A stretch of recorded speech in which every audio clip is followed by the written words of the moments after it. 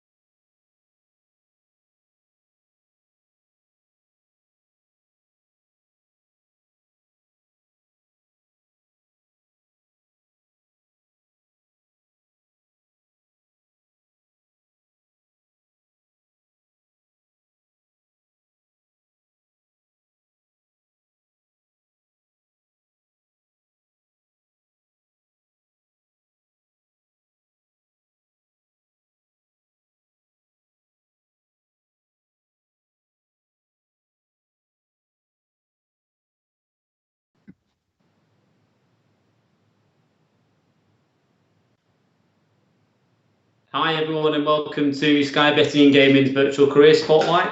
I'm sure most of you will already be aware, but for anyone who isn't, we are one of the UK's leading betting and online gaming businesses. And we're based out of Yorkshire. We have offices in Leeds, Sheffield, as well as an office in Solihull. So our teams design, build and maintain products such as skybet.com, Sky Vegas, Sky Poker, and a number of different free-to-play games like Super Six. We also own the Sporting Life brands. So our virtual career spotlight series will focus on a different team from across the business each week. It's your opportunity to hear from our experts. The session will be recorded actually, so if you do want to watch it back at a later date, then by all means you can. Today's spotlight is with some of our Sporting Life team. So with over 1 million weekly unique users, Sporting Life is one of the largest sports content websites in the UK. I think that's right. We have Gareth, Monish and Matt with us today, who will be discussing the changing world of sports journalism and content production. So, guys, how you doing? Very good, thanks, Dan. Good, yeah, welcome. So, to introduce you all to everyone who's listening, it's probably best to start with what you guys do, actually. So, Gareth, I don't know whether you want to get the ball rolling and tell us a bit about what you do and how long you've been with the business. Yeah, so I'm Gareth Jones. I'm the managing editor of sportinglife.com. I've been here for just under 2 years. Previous to that, I worked in the BBC from 2006, but I've been here for the last 2 years. As managing editor, my job is to apparently just attend loads and loads of meetings and look very busy rather than maybe practically doing anything. That's for Matt and Monish to do. So to oversee the whole running of the website, as the name suggests, predominantly on the editorial side, planning our big events and making sure we've got those really covered, whether it's Cheltenham Ascot, European Championships or World Cup, whatever it may be across a range of our sports. Working with the team for the direction of the editorial, the tone we're taking, the freelancers we're using and things along those lines. And then working with the wider business, we're going through a website redesign at the moment, so working on the product side of that, also helping the commercials and working with the rest of Sky Betting and Gaming to make sure we're working as a wider team, whether it's with the marketing people, the traders, the commercial side, whatever it may be. So many different hats.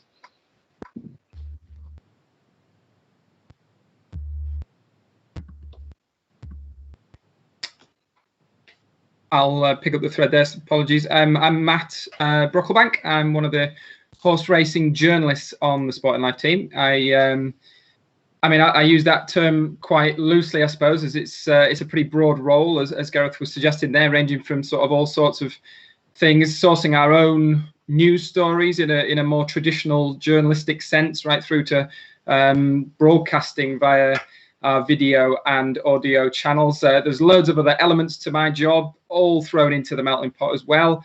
Tipping previews, some of the more day-to-day nuts and bolts kind of maintenance required to run a live website, as well as other editorial responsibilities as well, you know, sub-editing work that we get sent in from freelancers, checking each other's output, and helping with the pretty monumental task of keeping our social media up to date, fresh, and engaging as well. Hi, I'm Manish.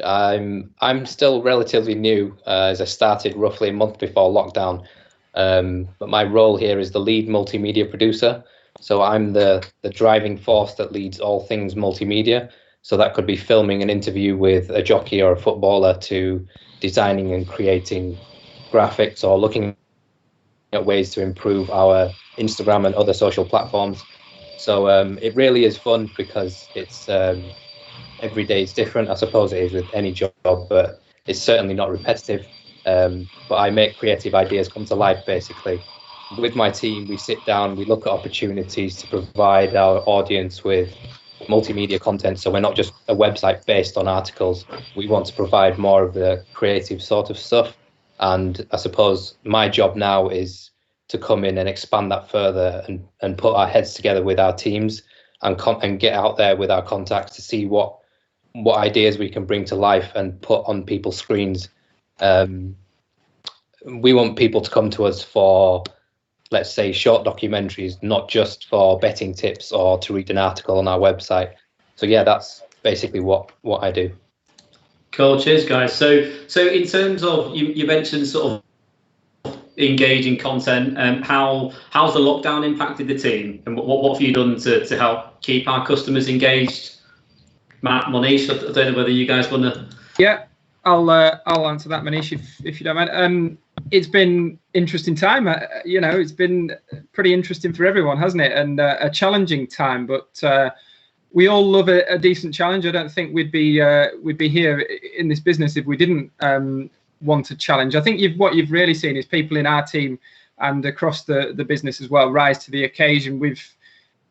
We knew we'd receive a pretty hefty hit without the draw of live sport when it comes to engagement on the website. But I think something that we've done extremely well, not only from that racing perspective where I sit, but across all sports we cover in detail, is really reach out to that core heritage customer that we pride ourselves in at Sporting Life. Of course, what we did do was similar to a lot of other outlets, in that we focused on plenty of timeless, reflective features. But what we made that concerted effort to engage with readers whilst doing this, asking for feedback on all our articles and posting quite specific debate pieces, which we knew would generate that positive, cogent debate during this period. And we really managed to get that interaction between our journalists as well as between readers themselves. On the racing team, we made a conscious effort not to let standards and workloads slip dramatically. And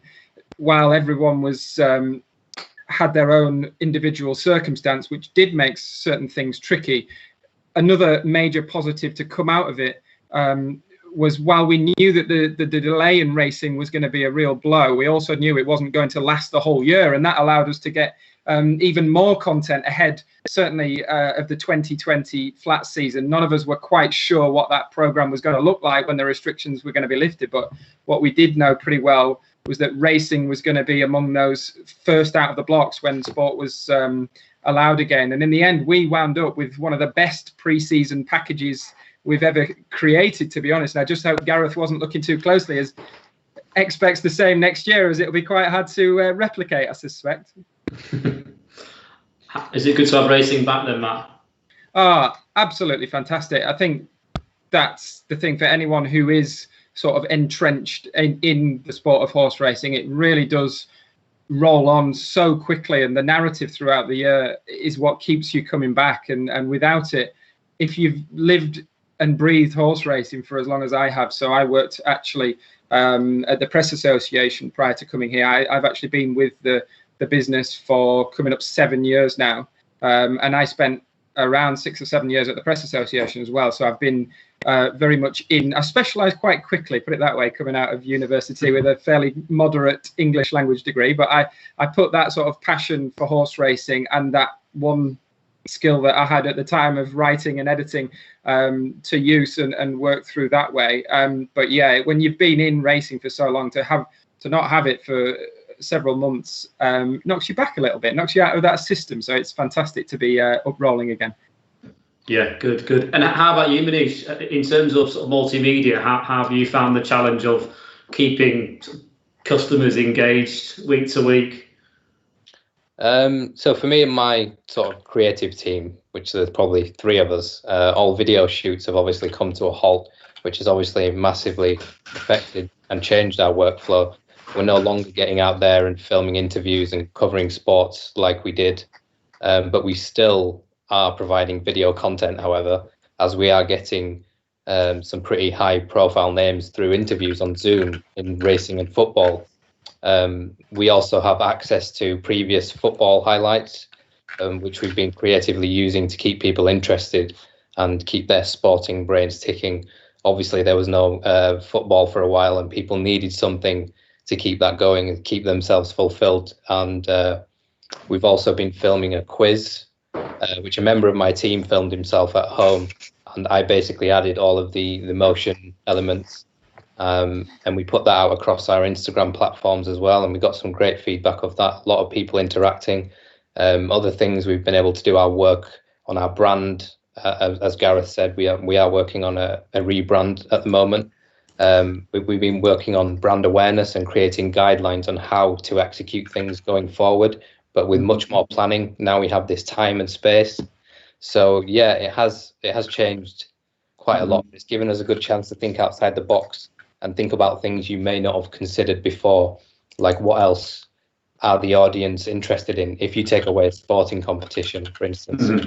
Yeah, and now sport is gradually coming back, but at a fairly phenomenal speed. How are you guys coping with the sheer volume of sport? I mean, there's a football match on pretty much every day at the moment. It's almost like a World Cup, isn't it? So how are you guys coping with that? From my point of view, I think the guys are coping really well with it. We're a team that's of 12 editorial staff, including myself, and I think we've always batted well above our average in terms of the amount of content we produce and the quality of it for such a small team compared to some of our rivals. And that's a testament to the hard work and dedication of the guys. And it has been very full on within the first couple of weeks of racing coming back. We were into Royal Ascot, which was timed by the same week as golf returning and also the Premier League and Sky Bet Championship returning. So it was a really full on week, the first real test of a week where we were covering everything from home and not being in the office together. But because of the planning, because of the preparation work Matt and Monish had talked about, when it was a bit quiet, it allowed us the time to really hit the ground running. The key for us is trying to learn those lessons of the quality content, more rounded content we maybe produced while we were off the treadmill during the the lockdown. I had a breakdown, I think, at some point, trying to work from home and trying to go back to those nuts and bolts that are so vital and what are expected from our customers when live sport is back, but also trying to do some of the good stuff again that we were doing during lockdown that also engaged that user base. Difficult with only so many pairs of hands and rotors and holidays and different shifts, but I think we've coped really well, and we've seen a really good growth of the numbers coming back to site now since then. The worry is no one's going to come back. We had a good solid base during lockdown, although the numbers obviously dropped like they would have done for any sports content place, but it's good to see our numbers come straight back, which is probably a testament to how well the guys are carrying everything off, and as you can see, not looking too stressed by it yet, but we're probably only a couple of weeks in. Yeah, give it time. So actually, Gareth, so I was going to ask you a question around sporting life and the brand. So sporting life itself is steeped in history, and goes back quite a few years. So how, or Matt, I guess you've been with the business longer. How's the brand evolved over time? You want to say that, Matt? Well, yeah, I mean, of course, I mean, it has evolved immensely, of course. I mean, you go back to the mid 1800s for when the Sport and Life newspaper was first published. So there is an awful lot of history there. Obviously, since we were sort of online only. I mean, I'm of a certain vintage where Sport and Life really resonated with me, having been going to the races, you know, since I was a kid, and my family buying it as the newspaper, and then as it was run alongside the Racing Post, of one of the two sort of industry newspapers in the sport. I think it really meant a lot to me to be working under that banner, and I think that's sort of that pride in the name of Sport and Life has really helped people and helped me certainly focus and keep me driven over the years. In terms of developing the brand itself, we've had to stay agile in terms of you've got to be well aware that heritage customer still exists, and I know that's something that we've tried to tie in quite closely with Sky Bet and Sky Bet's foothold, it certainly in the footballing world. I think we're certainly found a nice balance really between the two, in that Sky Bet is, like I say, closely tied to that core football crowd. And I think we've been able to tap into that a little bit, but maintaining as well that strong ties with the sort of heritage, maybe older readers that would still be looking for information around horse racing. I think the other important thing is as well is that we've been able to offer those sort of tiers of intricacy when it comes to something like horse racing. We all know that horse racing is an extremely complex beast, and I think what we're able to offer is, no matter where you're sort of, whether you're just a first time punter looking at the Derby this weekend, and you can look at that quite basic easy to read race card and access the video replays and things like that. So that real sort of top level stuff that we really do cater for that, as well as that granular in-depth betting previews and other features and articles that we provide around it. So I think that's been the key, hasn't it, over the years, Gareth, you know, and certainly these last few years, is staying with the times and the trend, but also keeping one little foot as a, you know, in that heritage customer. Yeah, you always have to keep on evolving in any business, don't you? As Matt said, it was the first ever sports newspaper that existed and went online only in the early 2000s, and was the Queen Mother's favourite newspaper. And it was also, for when we went online only, the Queen herself had her own web version of Sporting Life.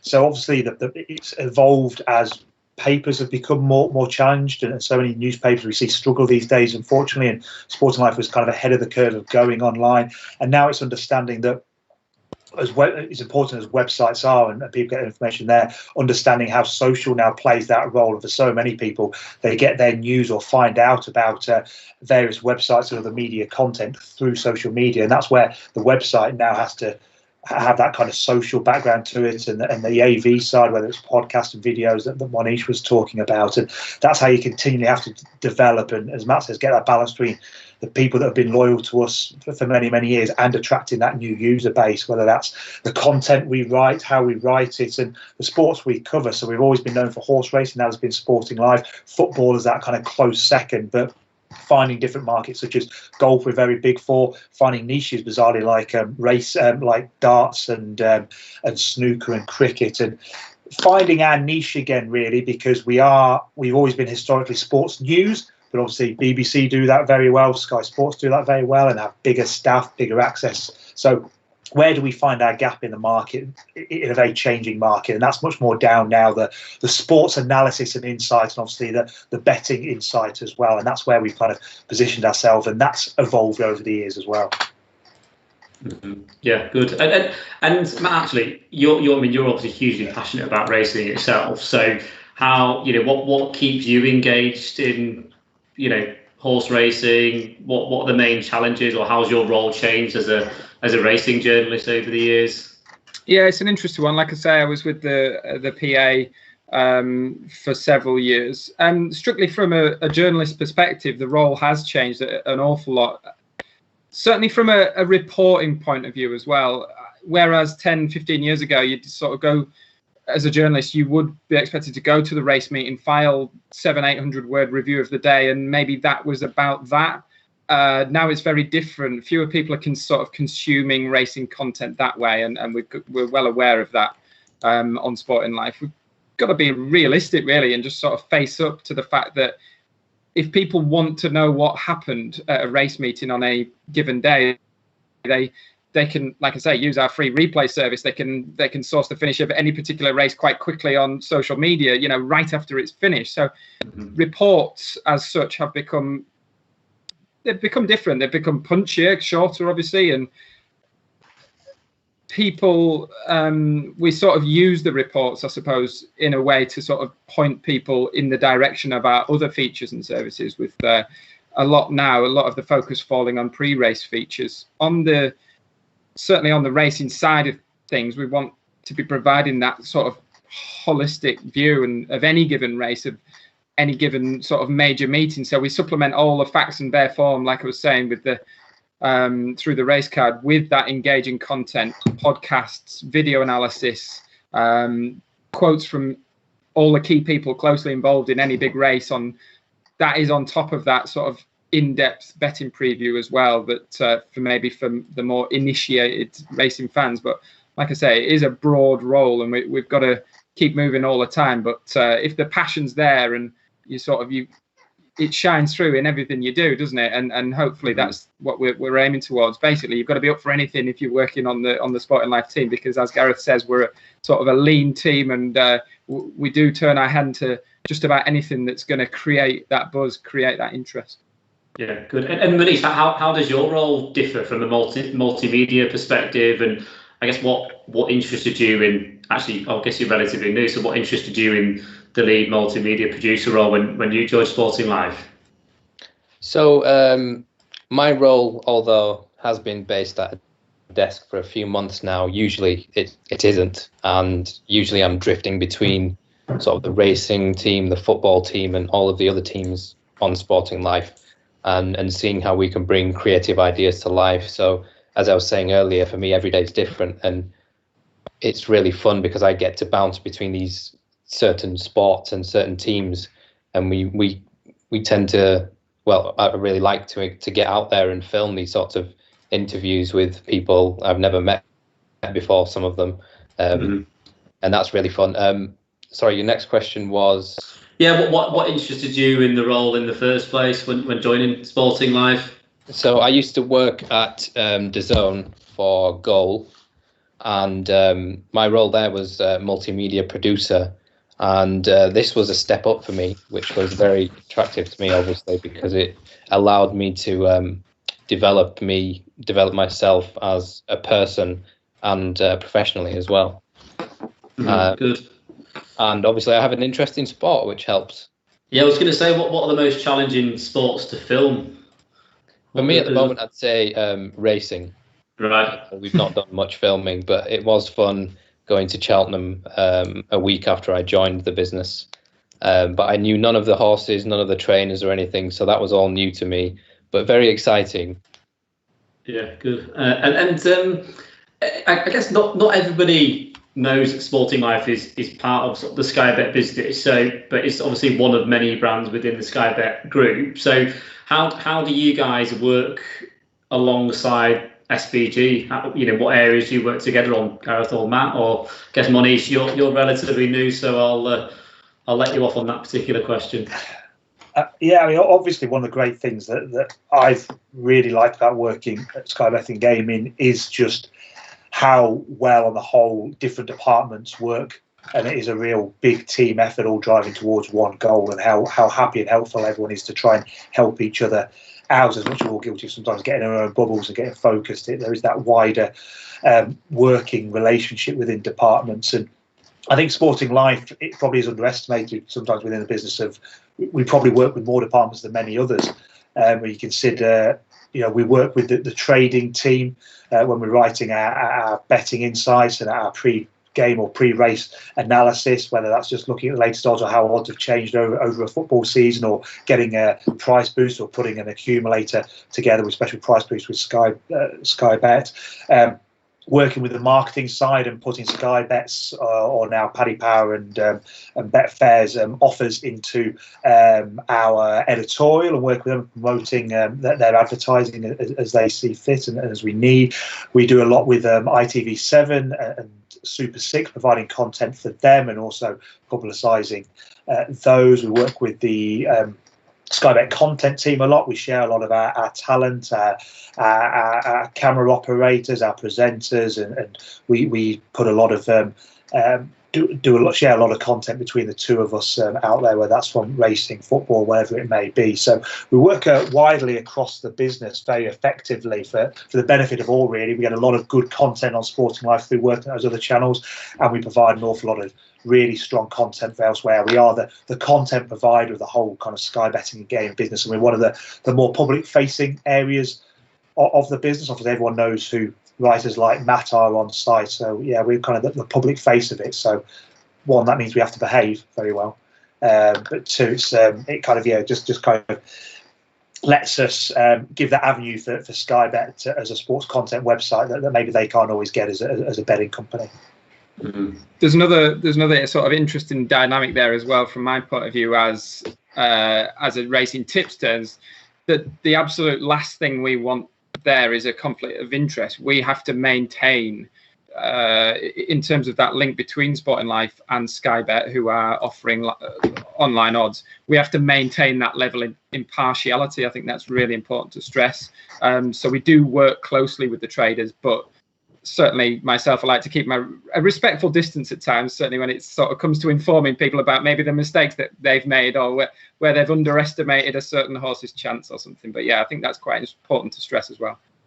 Yeah, no, good. And what projects have you guys been working on in the last sort of 12, 18 months? What's exciting you about what's on the roadmap over the next 12 months in terms of projects? I think you mentioned, Gareth, earlier the website and app. So yeah, well, over the last 12 months, sadly, I've not been lucky enough to go to America, which I'm sure Matt will tell you about in a couple of seconds as part of working. But yeah, for Sporting Life, our biggest challenge at the moment is just ensuring that our actual website from that technical product point of view is up to scratch and giving users and our customers exactly what we want. So we're going through, over the last 6 months or so and continuing for the rest of the year, a big rebrand of Sporting Life. We are overhauling the structure of our website, the sports we cover, bringing back lots more kind of data and information on site that's been missing over the last couple of years. That's really, really exciting because the editorial side is absolutely fantastic. Now it's just about putting the love back into the actual product and being able to really stand above some of our rivals now. And once we can do that, we can market again, because I think you touched on it, Dan. We have a million unique users a week. We are one of the biggest sports websites in the country, and considering a lot of people still don't know about us anymore and have forgotten about us since we've got rid of the newspaper side, or don't know that what we actually stand for, not just horse racing but other sports. It's really exciting times where we can get the tech and the product side to where it needs to be, and then hopefully we can really market and tell many more people about us and give so many more people a great experience in that sports analysis and betting insight that we really hope for. So that's what's really exciting me at the moment. That's kind of the missing piece of the jigsaw, because we've got everything else in place. And then on the editorial side, it's just continuing to produce those big moments when it comes to Cheltenham and you know, the playoffs and things like that. We're giving the best possible service and coverage possible, and it does allow us always, Monish and Matt, to go out and have loads of great experiences. One of the great things about being a sports journalist, you get to go to so many of these live events and meet all these fantastic stars. It's hard and long days and dedicated work, but you get to have a lot of great experiences. And Matt particularly has, haven't you, Matt, over the last year? I was going to say, actually, guys, what when you see the sporting calendar at the start of the year, what event or what sport are you most excited about throughout the year? Matt, I'm sure yours is some race meeting, but yeah, definitely, Dan. You get that excitement. It's throughout the whole season, throughout the whole year as well. In the world of racing, one just rolls onto the other, certainly through the summer as well. I mean, throughout the whole of the autumn and winter time, you're always building up towards the Cheltenham Festival in the March, and then obviously the Grand National the following month. So they really do stand out. So you get a little bit more breathing space, should we say, through the autumn and winter when it comes to the jumps action, because you're always just looking ahead to Cheltenham, just about always. It's such a massive fixture in the racing calendar. But on the flat, it just seems to be quite relentless. It rolls on 1 month to the next. You know, it's the Guineas, it's the Derby, it's the July meeting. You've got fantastic meetings internationally as well throughout the whole year.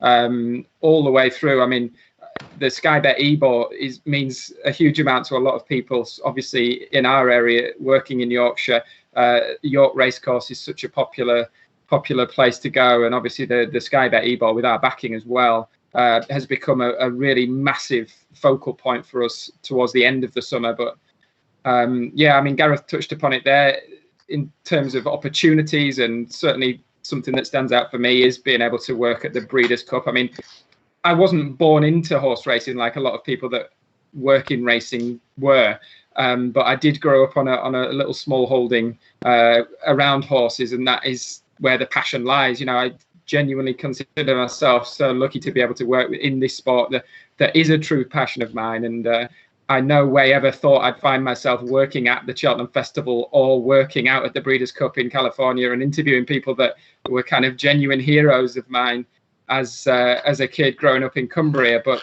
yeah, the Breeders' Cup really does stand out for me. It was one of the most exciting projects I've certainly worked on, and it was great.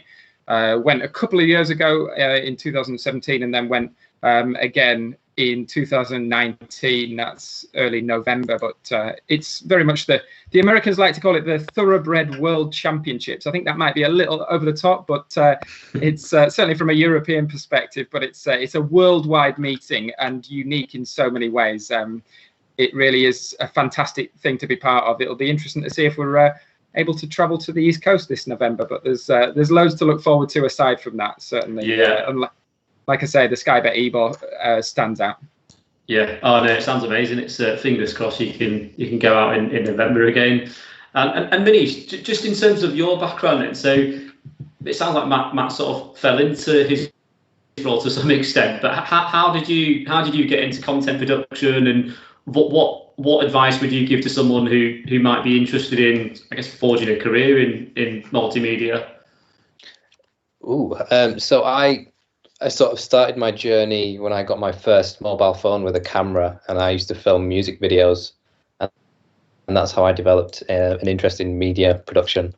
And then obviously, as I held this interest in football and sport, I really thought it'd be nice to land some sort of job where I could merge filming and being creative with sport or with football.